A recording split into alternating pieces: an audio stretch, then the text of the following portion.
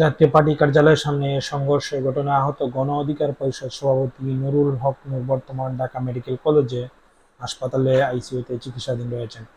শনিবার ৩০ আগস্ট রাত ৮টায় চিকিৎসকরা জানিয়েছেন তার শারীরিক অবস্থা স্থিতিশীল থাকলেও এখনো আশঙ্কামুক্ত বলা যাচ্ছে না। চিকিৎসকদের মতে আগামী ৩৬ ঘণ্টা তিনি আইসিইউতে পর্যবেক্ষণ থাকবেন।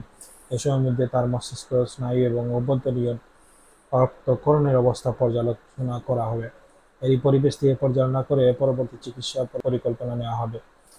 নামকারী জরুরি বিভাগের চিকিৎসক জানান, নুরুল হক নূরের মাথায় গুরুতর আঘাত এবং নাক, চোয়ালে হাড় ভেঙে গেছে এবং মস্তিষ্কের হালকা রক্তক্ষরণ দেখা দিয়েছে।